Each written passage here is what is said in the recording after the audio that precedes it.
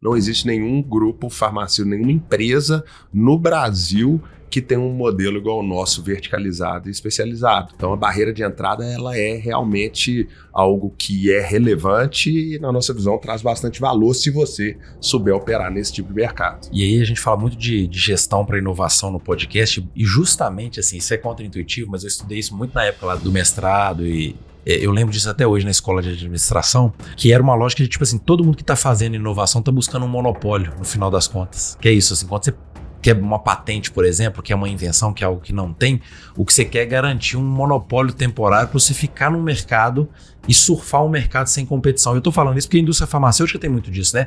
É um setor que é muito intensivo em P&D, e aí, de fato, são setores com barreiras de entradas altíssimas, porque você tem um ciclo muito longo de desenvolvimento. A sua solução, o produto em si, já deve ser algo difícil de copiar. E quando você pega a estrutura e o modelo de negócio que vocês construíram, você ainda acrescenta um outro nível de complexidade no negócio de vocês que torna ele realmente atrativo. E eu estou olhando de fora, né, do ponto de vista quase como um negócio promissor, em termos de concorrência, de competição, porque realmente até para as grandes, né, se movimentarem nessa direção, leva tempo para fazer esse movimento, e aí vocês, nessa lógica mais ágil, na hora que alguém decidir fazer o que vocês estão fazendo, vocês já estão alguns passos à frente. Eu acho que essa aqui é a movimentação que vocês estão nela. Gustavo iniciou sua jornada como empreendedor em 2006, quando abriu um pequeno negócio no mercado têxtil, enquanto ainda na faculdade de Direito. 2 anos depois, decidiu focar na carreira de advogado, se especializando na área de M&A e tornando-se mestre em M&A em 2013 pela Northwestern University em Chicago, nos Estados Unidos, sendo aprovado inclusive na Ordem dos Advogados do District of Columbia. Em 2018, cofundou a Easy Labs com seu sócio Guilherme e desde lá alcançou marcos inéditos, tendo sido eleita em 2024 pela Prohibition Partners a maior farmacêutica de cannabis da América Latina.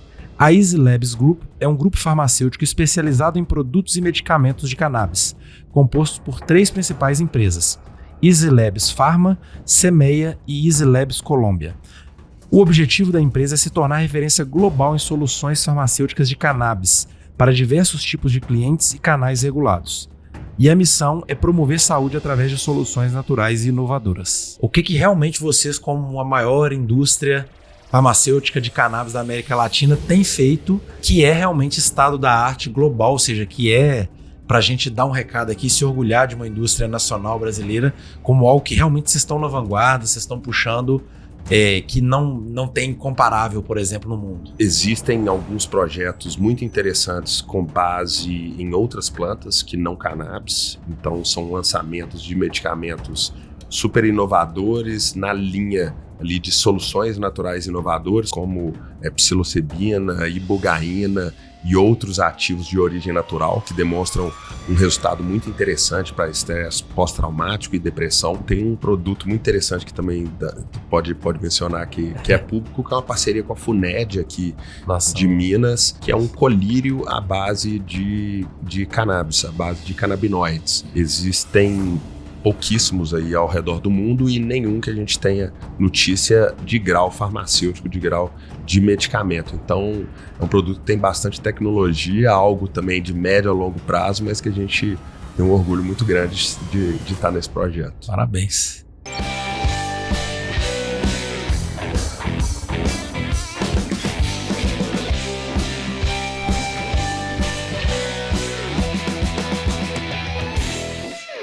Bom dia, boa tarde, boa noite. Eu sou o Júlio, com saudades da Isa, eu confesso. E você está na Diretoria, o podcast que ensina gestão e inspira gestores para a inovação.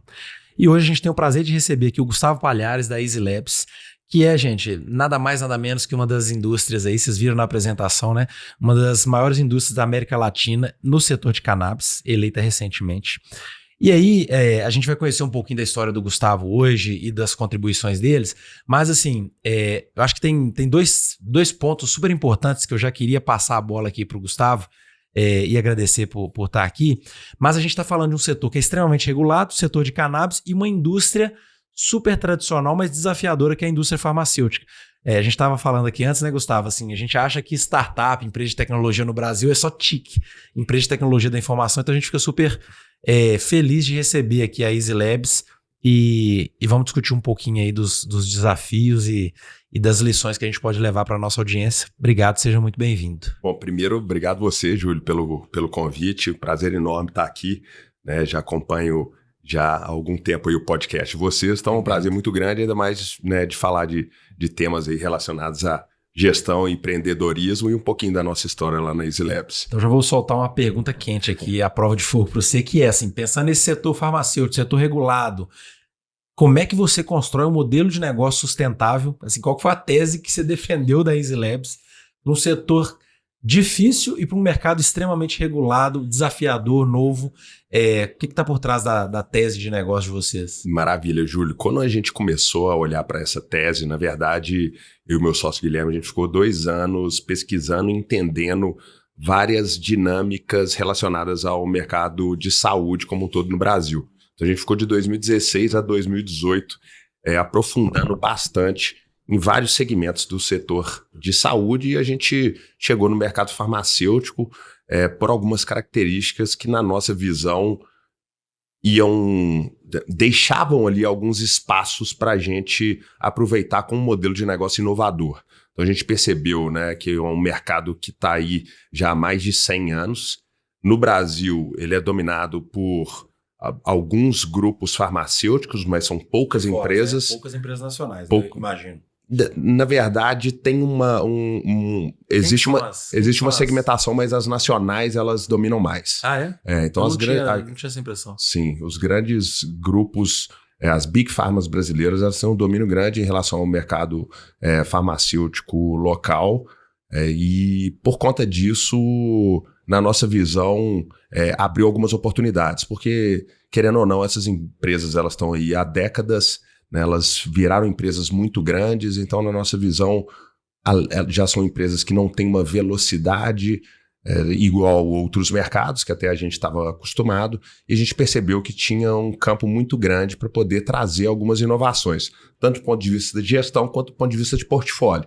E aí, por isso, quando a gente viu um movimento regulatório ao redor do mundo, né, em relação a cannabis, entendendo que no Brasil esse segmento ia ser regulado debaixo do guarda-chuva do mercado farmacêutico, a gente entendeu que se a gente se especializasse no segmento de cannabis, a gente ia conseguir ter uma velocidade maior do que os grandes grupos que dominam esse mercado.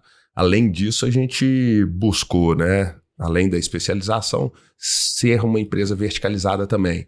Um outro detalhe é que as empresas farmacêuticas que dominam esse mercado não dominam toda a cadeia de produção. Então, não dominam toda a operação. Então, o modelo de negócio é diferente das tradicionais. O nosso modelo é diferente. Então, a gente domina, né? A gente fala domina da semente até o paciente. Então, através, né, das 3 principais empresas do grupo, a Easy Labs Pharma, a Semeia e a Easy Labs Colômbia, a gente domina todo o processo produtivo. Por conta desse domínio do processo produtivo, isso dá para a gente mais eficiência para ser mais competitivo na ponta, isso dá para a gente mais robustez na cadeia de suprimentos e dá para a gente mais possibilidade de desenvolver mais produtos, né, de cannabis e no futuro em outros segmentos também de soluções naturais inovadoras, mas dá uma capacidade da gente de lançar mais produtos com mais velocidades nesses segmentos específicos. Um outro detalhe também, né, importante foi quando a gente aprofundou em relação ao mercado farmacêutico, nos atraiu bastante o fato de ser um mercado altamente regulado, né, que eu acho que conecta diretamente com a sua pergunta. Então, mercados altamente regulados normalmente têm barreiras de entrada mais altas.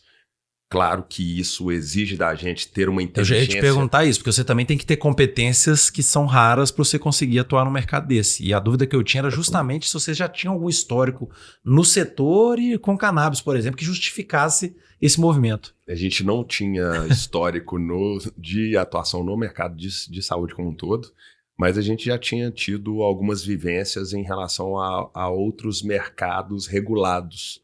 Né? Então, acho que como advogado de M&A e fazendo algumas operações na minha carreira, eu tive bastante atuação com o mercado financeiro. Meu sócio Guilherme vem de mercado financeiro, então tem algumas similaridades. Eu fiquei imaginando isso, assim, quando vocês fizerem esse movimento inovador, normalmente a gente fica perto do core que a gente tem enquanto competência central. Tanto a gente fala isso nas empresas também, quando as empresas buscam novos domínios, você não sai muito longe do seu core de competência. Você tem que aproveitar as alavancas que você tem. Por isso que essa era uma hipótese que eu tinha, mas Perfeito. Legal saber disso. Exatamente isso. E por conta disso, eu acho que a inteligência regulatória que a gente tem na empresa e que a gente construiu desde o início, sem dúvidas nenhuma,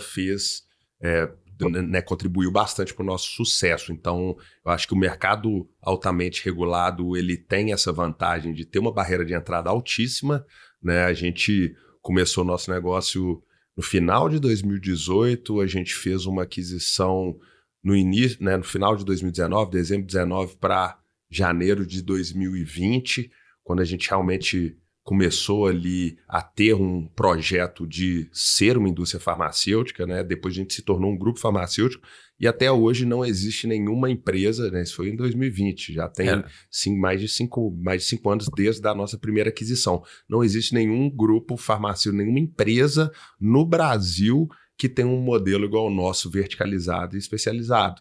Então, a barreira de entrada ela é realmente algo que é relevante e, na nossa visão, traz bastante valor se você souber operar nesse tipo de mercado. É porque eu acho que é isso, assim, e aí a gente fala muito de gestão para inovação no podcast, e justamente, assim, isso é contraintuitivo, mas eu estudei isso muito na época lá do mestrado, e eu lembro disso até hoje na escola de administração, que era uma lógica de, tipo assim, todo mundo que está fazendo inovação está buscando um monopólio, no final das contas. Que é isso, assim, quando você quer uma patente, por exemplo, que é uma invenção, que é algo que não tem, o que você quer é garantir um monopólio temporário para você ficar no mercado e surfar o mercado sem competição. Eu estou falando isso porque a indústria farmacêutica tem muito disso, né? É um setor que é muito intensivo em P&D, e aí, de fato, são setores com barreiras de entradas altíssimas, porque você tem um ciclo muito longo de desenvolvimento. Assim, não é que realmente a sua solução... E aí eu tô falando assim, a sua solução, o produto em si, já deve ser algo difícil de copiar, e quando você pega a estrutura e o modelo de negócio que vocês construíram, você ainda acrescenta um outro nível de complexidade no negócio de vocês que torna ele realmente atrativo. E eu tô olhando de fora, né, do ponto de vista quase como um negócio promissor, em termos de concorrência, de competição, porque realmente até para as grandes, né, se movimentarem nessa direção, leva tempo para fazer esse movimento, e aí vocês, nessa lógica mais ágil, na hora que alguém decidir fazer o que vocês estão fazendo, vocês já estão alguns passos à frente. Eu acho que essa aqui é a movimentação que vocês estão nela. 1,6% apenas da nossa audiência é inscrita no canal. Esse simples gesto de clicar no botãozinho aqui faz toda a diferença para mim e para a Isa, para a gente continuar dando o nosso melhor aqui para vocês. E aí, Gustavo, eu queria, assim, até fora de roteiro, a gente faz isso, tá, pessoal? Normalmente a gente faz roteiro, mas vão surgindo temas interessantes, a gente vai perguntando. Você comentou aí, e eu sou um entusiasta do que a gente chama de pesquisa, estudos de caso longitudinais, ou seja, como se fosse assim, você tem uma Easy Labs que surgiu lá em 2018, uma Easy Labs em 2025, 2026, e aí vamos chamar que hoje você tem uma em 2025, 2026 uma empresa de sucesso, né, um empreendimento de sucesso.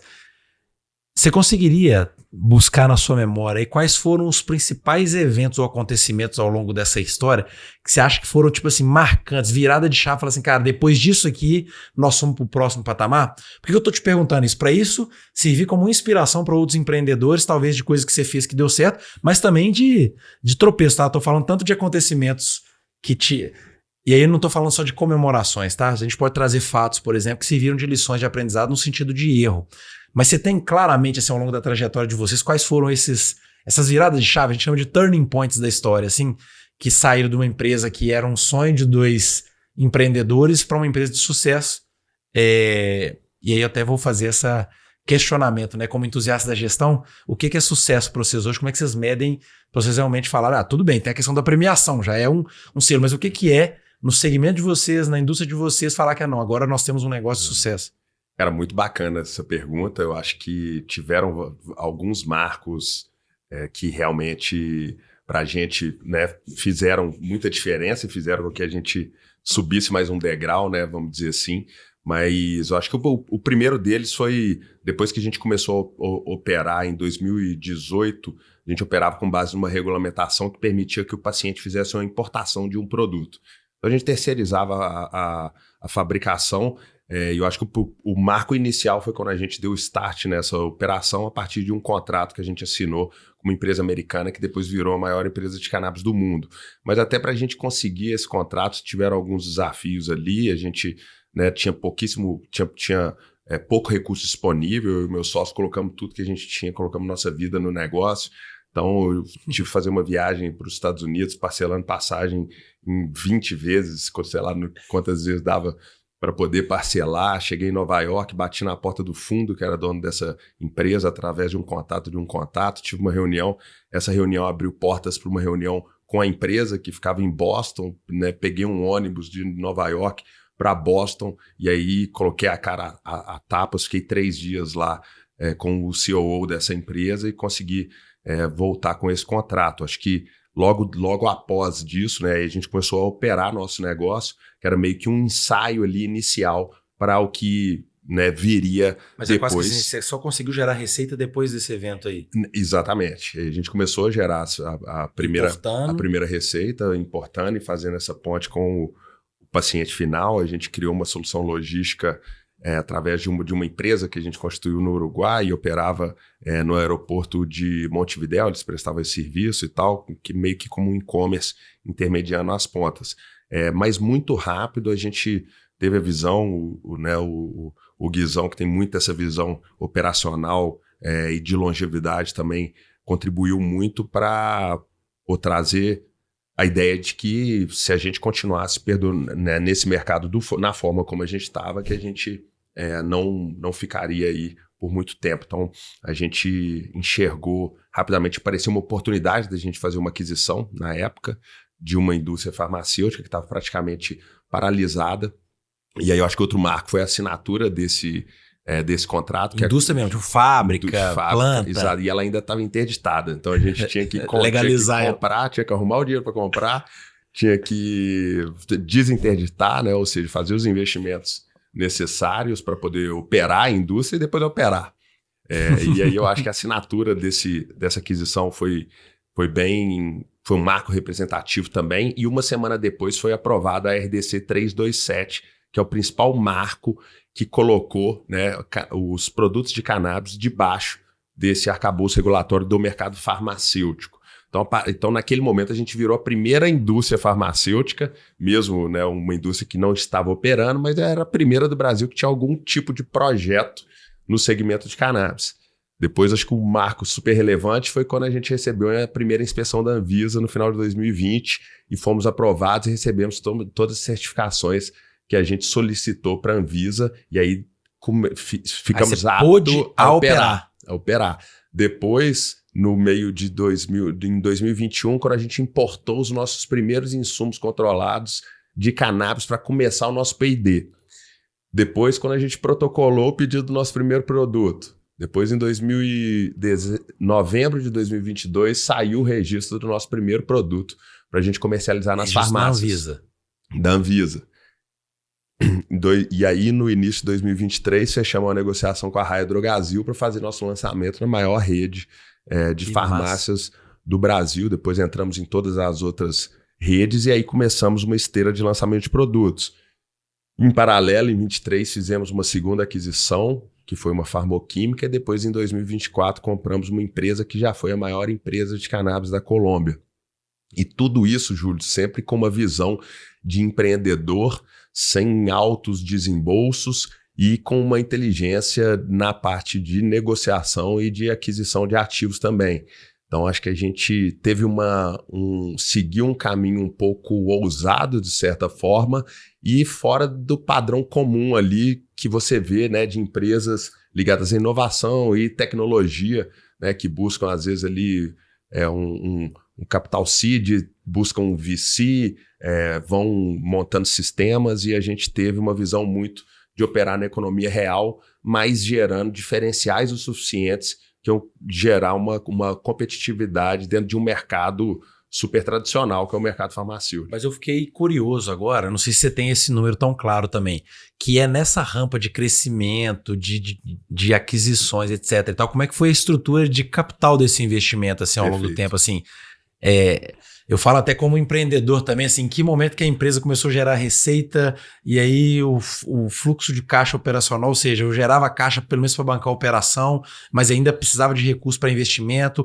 ou o investimento tinha sobra de caixa para fazer investimento. Como é que foi essa estrutura de funding ao longo desse tempo aí? Não, perfeito. No início, né, como a gente tinha uma operação em paralelo, que era essa operação de importados, ela ajudava ali com o nosso burn, mas a gente tinha um cash burn relevante. Mas a gente tinha uma visão muito clara, Júlio, do nosso roadmap e o que a gente precisava para a gente poder, né, virar o jogo e, né, passar ali da arrebentação e breakivar. Então, a gente foi... Ou seja, vocês ficaram assim no início, né? Só para tentar traduzir aqui para quem não é nativo. Vocês geravam receita lá quando vocês aprovaram o produto importado, isso ajudava a custear já a despesa da empresa, mas não era suficiente, ou seja, quando ele fala do burn é porque não era suficiente para pagar todas as despesas correntes da empresa. Isso, perfeito. Né? Até aí tudo bem. Exatamente. E aí você teve que recorrer a capital de terceiros, de investidores, para a gente poder arcar com esses investimentos que deveriam ser feitos até a gente quebrar essa barreira e gerar caixa em cima da nossa operação. Mas os marcos eles estavam muito claros e muito definidos na nossa cabeça. E a gente conseguia trazer isso para o mercado de forma clara. Então a gente conseguiu, fomos atrás inicialmente ali, tivemos rodadas de Family and Friends, depois foram entrando investidores com características um pouco mais institucionais.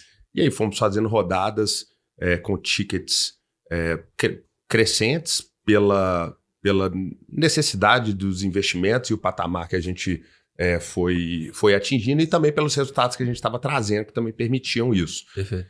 E eu acho que, voltando um pouco àquela questão dos marcos, eu acho que um marco super relevante foi quando a gente fechou uma operação com o Itaú.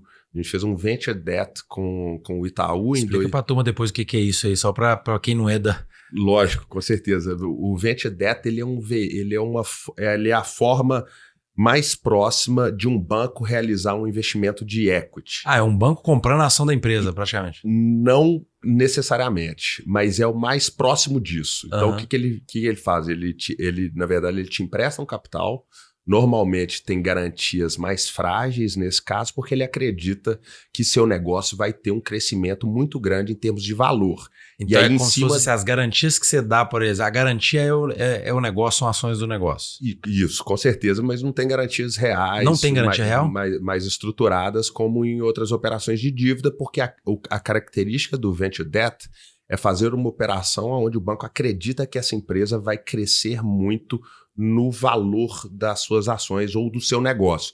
Então, em troca disso, né, além de uma remuneração tradicional, eles têm também uma remuneração em cima do delta, né, do que o valuation, o valor da empresa crescer nos próximos anos.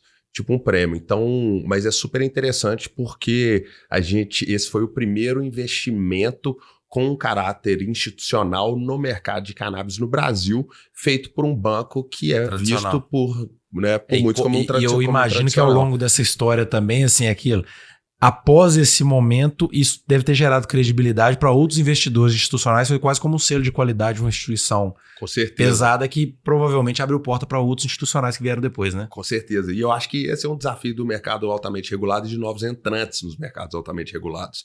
É justamente você conseguir gerar essa confiança. Então, a partir do momento que a gente foi alcançando esses marcos e foi trazendo parceiros como o Itaú, em 2024, nós vencemos uma grande licitação, passamos a ser fornecedores de canabidiol para a Secretaria de Saúde do Estado de São Paulo. Então, isso é um outro marco e um selo que foi adicionado ao negócio. Então, a gente sempre foi conseguindo cumprir esses marcos, né, e trazer essas chancelas que vão ajudando em outras etapas do negócio. Assim, agora como, vamos dizer assim, empreendedor e talvez pessoas que estão do lado de lá vivendo essa jornada, porque quando você começa a olhar para investimento externo, assim, o pessoal tem a expectativa que vou construir aqui um roadmap, né, e provavelmente tem números na história, né, você vai prometer ali, e aí eu até não sei qual que é a métrica, inclusive eu quero te perguntar, assim,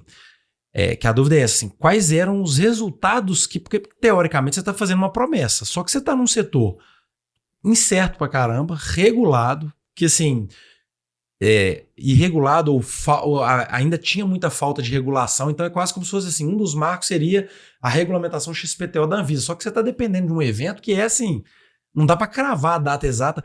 E aí eu fiquei pensando na sua relação com os investidores, como é que você apresentava o plano de crescimento da empresa, no sentido de que, minha hipótese aqui, eu quero confirmar com você agora, que é extremamente difícil cravar assim, não, no primeiro ano vai acontecer isso, no segundo isso. Então, como é que você faz um plano que é um plano que, para mim, ele tem que ter uma certa incerteza embutida, mas ao mesmo tempo você precisa passar confiança para o investidor. Então, como é que você propõe algumas viradas que às vezes não são muito definidas, que podem ter ali uma flutuação, mas ainda assim consegue garantir esse ganho de confiança e esse crescimento, sabe? Essa é a minha dúvida, assim.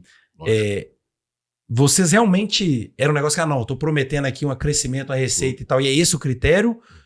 Como é que vocês combinavam com o outro lado da mesa, assim, e mostravam para eles esses resultados, que às vezes também não é só resultado financeiro, você tem alguns selos de qualidade ali que tem um valor simbólico, às vezes mais do que um crescimento da receita no ano e tal, mas algum marco importante. Perfeito. Como é que vocês gerenciaram isso? Eu acho que a coisa mais importante nesse quesito é transparência. Então, acho que a gente sempre foi muito transparente, sempre respondemos todas as perguntas super abertamente em relação aos potenciais investidores, e a questão regulatória no início, principalmente, sempre era uma questão que era trazida e algo que sempre era perguntado. Então, a gente sempre foi muito transparente em relação ao caminho que a gente acreditava e quais eram os riscos atrelados a esse tópico, por exemplo. Porém, a gente, em 2019, em dezembro de 2019, já foi aprovada a RDC 327. E como a gente tem um conhecimento de regulamentação, a gente ficou muito confortável e a gente também tinha muito confiança de que aquele modelo era um modelo que seria viável. Sim. Então, acho que a gente conseguiu passar essa confiança também e realmente a nossa operação é apoiada nessa regulamentação. E hoje, grandes grupos farmacêuticos entraram no segmento com base na RDC 327.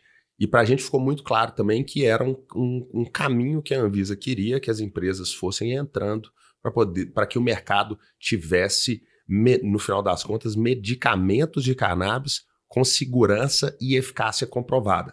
A gente entendeu desde o início qual que era o anseio da agência reguladora do nosso segmento, que é a Anvisa.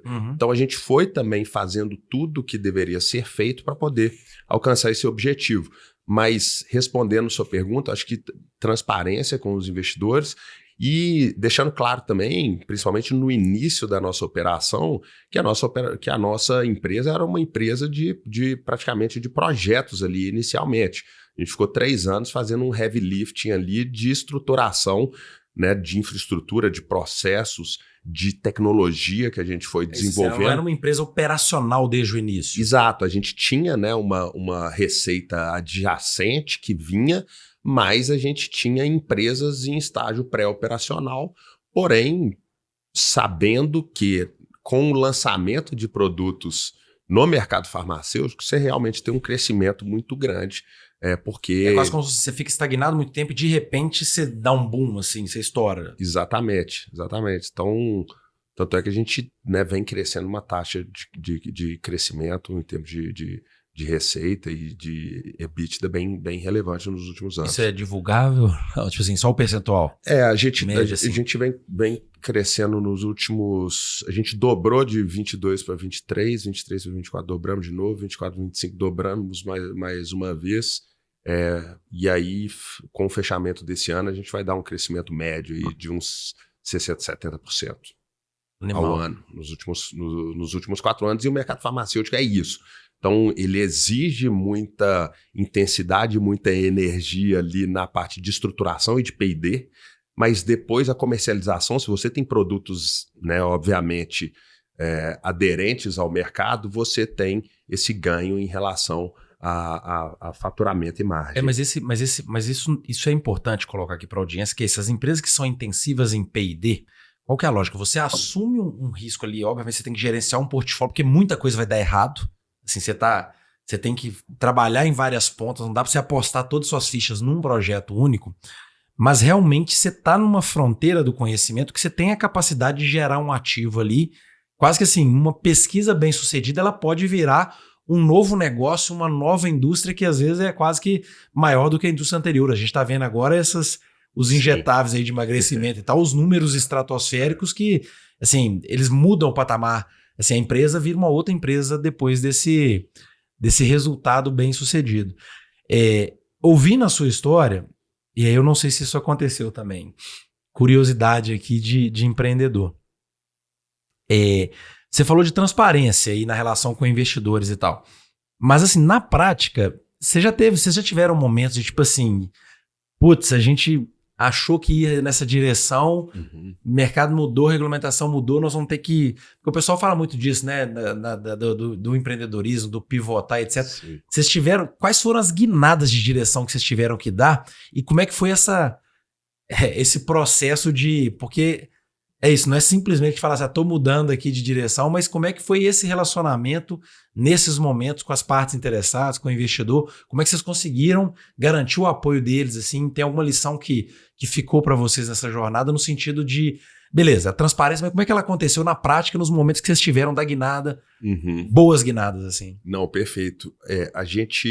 Eu acho que a gente sempre conseguiu... Às vezes não alcançar um indicador secundário, mas alcançar os principais marcos traçados. E talvez não no tempo que a gente gostaria, mas no ano seguinte. Então a gente sempre, no nosso caso, a gente sempre conseguiu traçar um caminho bem realista e cumprir os principais marcos desse caminho. E também trazer em alguns momentos, né, se eventualmente um indicador secundário ali não foi alcançado ou algum marco específico que a gente tinha previsto, né, de menor impacto não tenha sido alcançado, trazer algum outro marco ou qual que seria, né, a solução que a gente estava trazendo para poder superar aquela frustração em relação a algo que estava previsto. Então, e eu acho que o nosso mercado, o mercado de cannabis, o mercado farmacêutico, ele é um mercado que ele tem inúmeras possibilidades de negócio, de inovação. Então, se você às vezes se frustra em relação a um entregável, né, é importante que você esteja sempre trabalhando com outras alternativas e outras avenidas de crescimento para poder eventualmente compensar esse indicador que não foi alcançado. Não sei se eu respondi essa pergunta. E aí eu fiquei aqui agora, porque esse assunto do P&D, ele ainda no Brasil, ele é muito assim, parece que o P&D está muito longe do mercado, especialmente porque na sua grande maioria, quem faz pesquisa e desenvolvimento do Brasil são as universidades e ainda tem um desafio de fazer conexão com a empresa, a universidade, mas no caso de vocês isso e eu falei, né, a indústria farmacêutica tem essa característica. Queria te perguntar um pouco disso, assim, pensando em P&D, como é que vocês estão estruturados em termos de P&D hoje? O que vocês fazem internamente? Como é que, assim, em termos de governança, processo de gestão, como é que é estruturado o P&D de vocês a fim de garantir que realmente as coisas que vocês estão fazendo lá no laboratório cheguem ao mercado? Queria perguntar um pouco assim, como é que vocês estruturam esse P&D até para servir de referência para outras empresas aqui, de boas práticas de alguém que é intensivo em P&D e que, pelo contrário de outras que fazem por opção, no caso de vocês é quase que uma obrigação pelo modelo de negócio que vocês escolheram. Mas como é que é o P&D de vocês, assim? Como é que vocês garantem que realmente o que vocês estão fazendo lá no laboratório vai chegar ao mercado? Perfeito. Acho que primeiro é ter um time extremamente competente. Acho que hoje a gente tem uma equipe que eu tenho uma tranquilidade muito grande de falar, que é o time que mais conhece de cannabis medicinal, de medicamentos de cannabis no Brasil. E a gente conseguiu desenvolver esse time internamente, então a gente conseguiu atrair bons talentos, porque a gente tem um projeto, né, que além de ser inovador, é um projeto que tem um propósito muito bacana, né? Nós estamos falando de produtos aqui que tratam questões como epilepsia, como Parkinson, Alzheimer, né, principalmente os sintomas atrelados a essas patologias. Então, tem um propósito muito bacana. A gente sempre atraiu pessoas que estavam interessadas nesse propósito. E normalmente pesquisadores? Era o pessoal que estava na universidade já? Ou... Pesquisadores ou pessoas que estavam no mercado farmacêutico, em outras indústrias farmacêuticas, mas que às vezes não conseguia ter um crescimento ou um destaque pelo tamanho da empresa. A gente conseguia enxergar esse valor e dar oportunidade para essas pessoas. Então, a gente tem um time extremamente competente, eu acho que essa é a primeira coisa, e depois ter na verdade, um trabalho em equipe ali multidisciplinar também com marketing e operações. Então, acho que existe uma visão em relação a uma inteligência científica que tem que ser cruzado com a capacidade e as possibilidades operacionais do negócio e cruzar também com o potencial do mercado desse eventual produto que vai ser lançado. E isso tudo, né, fazer essa matriz para poder, né, priorizar os principais lançamentos, os principais produtos, é desafiante, porque o mercado farmacêutico ele tem timings super alongados, então a gente precisa tomar expectativa de mercado é quase que você está fazendo projeção 10, 15, 20 anos para frente. Exato. Né? Então, muitas vezes a gente tem que tomar decisões, né, 3 anos antes, 4 anos antes de um lançamento. Então, mas ao mesmo tempo a gente conseguiu também enxergar muita coisa que deu certo em outros mercados e trazer isso como uma inovação para o Brasil. Então, você consegue trazer algum exemplo assim que o nosso primeiro... O pessoal às vezes acha que é isso, assim, não, eu tenho que reinventar a roda e às vezes você vai trazer algo que funcionou, vai ajustar para o seu contexto. E para nós aqui é novidade, né? Exatamente. Eu acho que essa é uma grande lição. Assim, o primeiro produto que a gente lançou foi um produto que a gente fez exatamente o mesmo produto de uma empresa que chama GW Pharma, lançou um medicamento para epilepsia, que é o Epidiolex, na verdade, para 3 tipos de epilepsia específicos, mas era um produto de canabidiol na concentração de 100 mg por ml. E a gente decidiu utilizar o mesmo racional que foi utilizado para desenvolver esse medicamento para lançar o nosso primeiro produto, que é o canabidiol EasyLab 100 mg por ml. Então, a gente, principalmente os primeiros produtos, foram muito baseados naquilo que estava dando certo em outros mercados e, né, apostando e fazendo algumas pesquisas de mercado, mas inicialmente ali até de forma intuitiva e depois estruturando, né, o nosso time e a nossa forma de fazer gestão para poder ter uma esteira de lançamentos mais estruturada. Eu ia até te perguntar isso também, assim, porque legal que vocês foram num caminho assim, deixa eu pegar o que está funcionando para criar uma certa estabilidade no meu portfólio, ou seja, é quase como se numa lógica de gestão de portfólio são projetos que têm uma incerteza menor porque foram testados em outros mercados, é quase como se fossem as inovações mais incrementais do seu portfólio. E aí a pergunta que eu faço, que aí obviamente dependendo do que pode ser compartilhado, né? Lógico. O que realmente vocês, como a maior indústria farmacêutica de cannabis da América Latina, tem feito recentemente eu digo nos últimos anos, que é realmente estado da arte global, ou seja, que é para a gente dar um recado aqui, se orgulhar de uma indústria nacional brasileira como algo que realmente vocês estão na vanguarda, vocês estão puxando, que não tem comparável, por exemplo, no mundo. Bacana, ótima pergunta. Assim, tem muita coisa que eu realmente não posso falar. É lógico. Então eu falei, o que pode ser compartilhado, publicado, às vezes o que você já foi publicado, uma patente ou alguma coisa nesse sentido, que aí realmente tá, não sei. Sim, a gente tem muito projeto bacana, a gente tem... Vocês estão com quantos projetos assim hoje na carteira, assim, no portfólio? A gente tem de produtos previstos para desenvolvimento e para lançamento acima de 30 produtos entre produto acabado e insumos.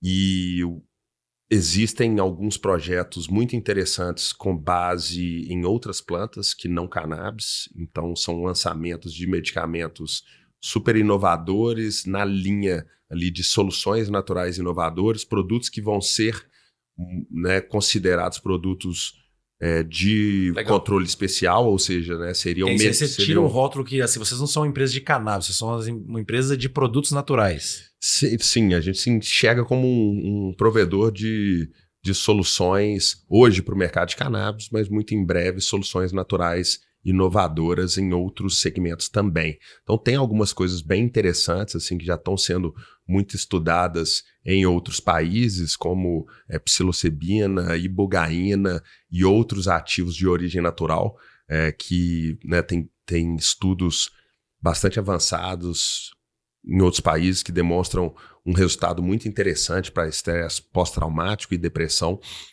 Então são trabalhos de desenvolvimento que a gente está ali ainda em fase inicial, mas que são super disruptivos. A gente está fazendo em parceria com algumas instituições de ensino provavelmente públicas. Você não vai fazer isso sozinho, né? Você Exato. tem uns bons parceiros aí, inclusive de fora, talvez. Perfeito. E a gente tem um produto muito interessante que também pode mencionar que é público, que é uma parceria com a FUNED aqui de Minas, que é um colírio à base de cannabis, à base de canabinoides, que é um produto que existem pouquíssimos aí ao redor do mundo e nenhum que a gente tenha notícia de grau farmacêutico, de grau de medicamento. Então, é um produto que tem bastante tecnologia, algo também de médio a longo prazo, mas que a gente tem um orgulho muito grande de estar nesse projeto. Parabéns. Eu interrompi o episódio um segundinho só para te pedir uma ajuda. Clicar no botão de curtir e compartilhar esse episódio com a sua rede nos ajuda a chegar muito longe e faz muita diferença para a diretoria. Bom, tem um quadro aqui que tem muita gente que fica esperando o episódio para chegar nesse quadro, que é o nosso Bibliotex, que a gente pede para o convidado trazer uma indicação de livro aí que te influenciou, que marcou sua trajetória. E a gente agora, inclusive, está pedindo indicação não só de um livro para a gente dar de referência para a turma, mas também de outras lideranças que você tem próxima na sua rede que te inspiraram de alguma forma. E por que elas te inspiraram enquanto liderança? Porque conecta muito com o nosso podcast e eventualmente são lideranças que até a gente já recebeu aqui ou que a gente pode receber no futuro próximo.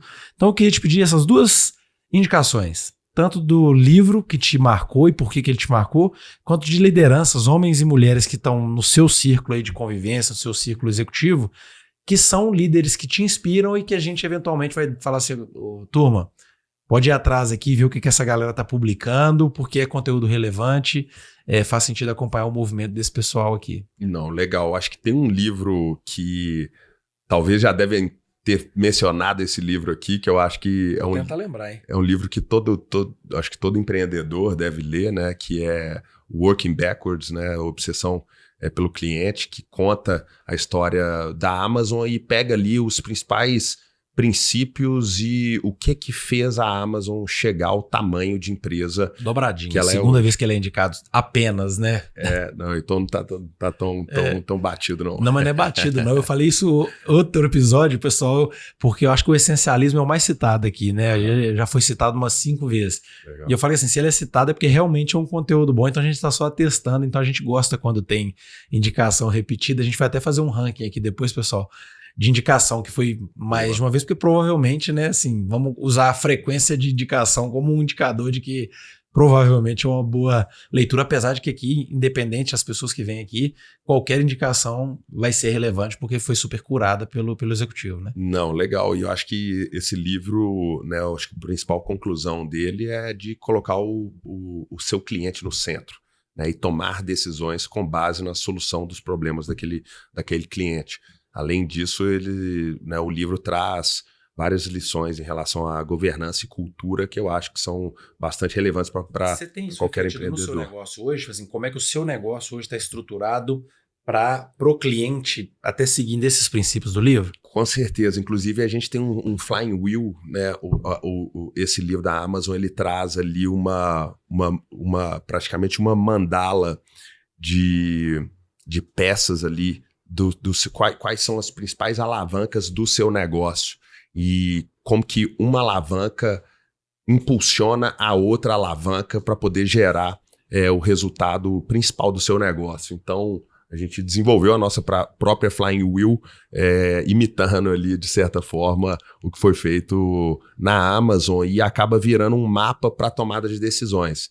Então, a gente começou, né, a ter um desafio em relação a foco, porque nosso mercado é super inovador e tem muita coisa, então muita oportunidade o tempo inteiro. Então, né, a gente fez uma pergunta, como a gente conseguir quase filtrar... que esse é um frame de orientação estratégica, ou seja, se tiver dentro do frame a gente faz, se não tiver já descarta. Exatamente.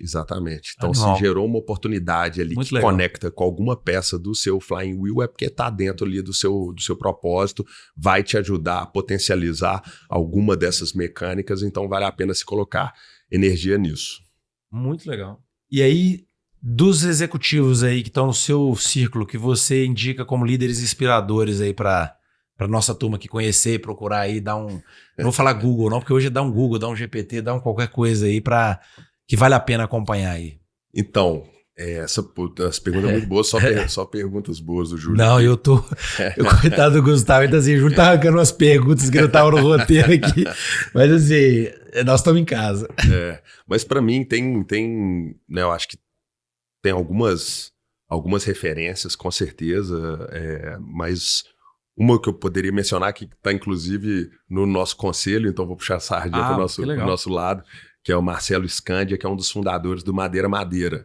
Então, um cara que já captou mais de 2 bilhões de reais para o Madeira Madeira, então, e uma pessoa que tem um conhecimento em relação a operações e financeiro, principalmente, muito fora da curva e ajudou muito a gente a, né, mudar de patamar, mas posso mencionar também o Léo Pereira do Scale, que já foi conselheiro nosso também, empreendedor Endeavor, o Ofli da Amélios, que é um amigo muito próximo e uma referência também. Ofli? Ofli. Ele fundou a Amélios junto com o Israel, lá do início, acompanhei muito a jornada, inclusive a primeira experiência minha como empreendedor em 2006, quando eu tinha 18 anos de idade, foi com ele. Uma paradinha rápida aqui no seu episódio, para te contar que a gente tem recebido 100% de avaliação na relevância dos conteúdos apresentados no nosso MBA.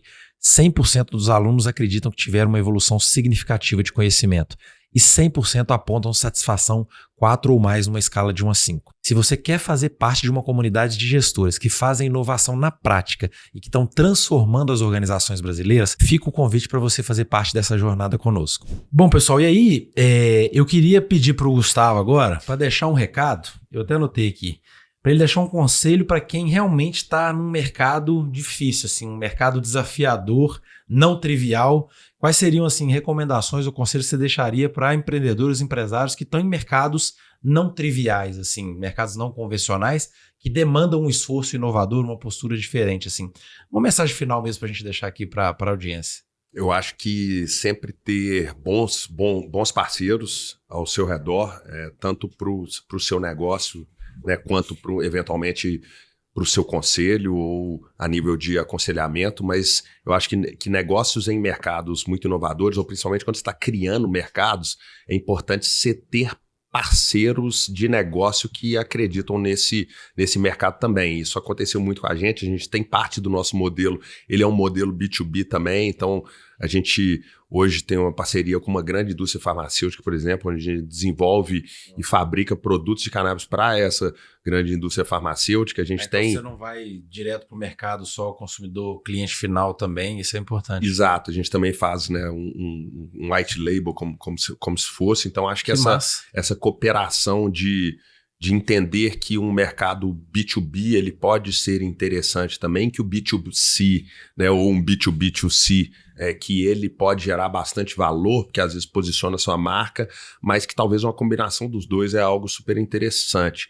E ao mesmo tempo, eu acho que, né, fica talvez um recado, assim, e pelo que eu aprendi, né, em momentos de desafios, que é nunca ficar parado. Então, sempre nas suas frentes de negócio, seja numa captação de investimentos, seja em contratos comerciais, você sempre ter planos, né, B, C e D, ou seja, outras avenidas ali que você pode explorar e nunca ficar parado, que se você tiver, né, uma visão, acho que inovadora, e seu produto tiver aderência no mercado, com um time competente, é uma questão, com certeza, ali de resiliência e de tempo para o negócio virar. Mas muito legal, porque você falou um negócio aí que é uma boa prática, que está escrita lá e provada na literatura, mas às vezes poucas pessoas têm acesso, e uma coisa que a gente quer fazer é isso, é mostrar que tem muita pesquisa científica, acadêmica, com resultado prático, que às vezes está pouco acessível para a população, que é um termo que poucas pessoas conhecem, que chama selecionismo. Eu não sei se você já escutou, mas assim, você está me falando que você faz.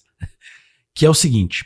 Quando você está em mercados ou desenvolvendo soluções que o nível de incerteza é muito alto, normalmente, isso aqui é uma recomendação em termos de gestão de projetos de inovação mais radical, que você normalmente abre mais de uma rota ao mesmo tempo, porque como a incerteza é muito alta, você não sabe, ou você já está partindo do pressuposto que algumas delas vão dar errado.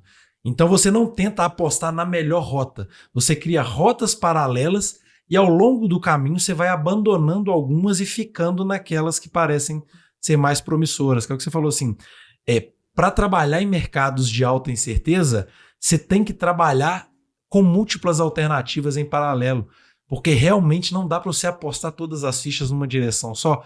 E é meio que contraintuitivo na lógica da startup tradicional que todo mundo divulga, que é buscar o seu modelo de negócio e ir atrás, se não der certo, você vai pivotar e aí você vai achar um outro modelo de negócio. E foi algo que, inclusive, eu trouxe quando a gente fundou a Tecnia, que é a empresa, que eu falava isso, assim. Eu não sei se é porque uma questão de antecedentes meus e etc. Eu falo assim, cara, eu não quero ter um negócio que a gente aposta numa única direção. Eu quero começar 3, 4 frentes em paralelo, meio que quase como um gerenciamento do risco do portfólio, que é dado que eu estou começando negócios muito novos, e a gente pensou na lógica do ecossistema por isso.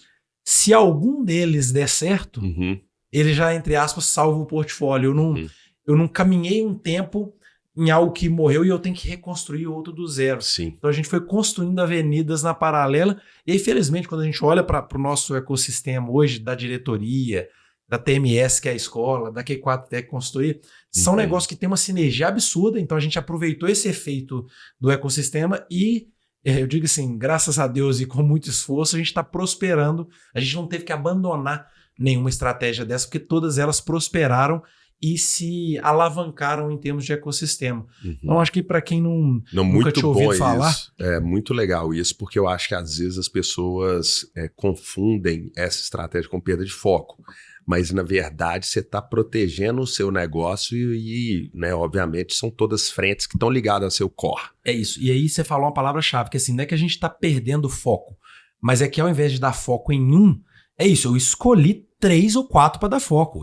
A gente teria, eu lembro disso até hoje, no início da Tecni, a gente fez um exercício, eu lembro até hoje, e a gente usou uma ferramenta super sofisticada para fazer um planejamento do nosso portfólio de negócios. E aí a gente colocou várias opções, umas 10, 15, 20. Legal. E aí a gente intencionalmente fez um exercício, inclusive, que era um exercício de priorização. A gente usou uma técnica que chama Repertório Grid, que te permite fazer uma comparação entre esses exemplares, até para enxergar assim, eu quero ter iniciativas que sejam complementares, mas que sejam diferentes entre si. Ou seja, é quase como se fosse assim, não, eu tenho que ter um negócio de curtíssimo prazo, um negócio de médio, um negócio de longo. Eu tenho que ter um negócio que dá certo mais para o B2B, outro para o B2C. Ou seja, você trabalha numa lógica de complementaridade.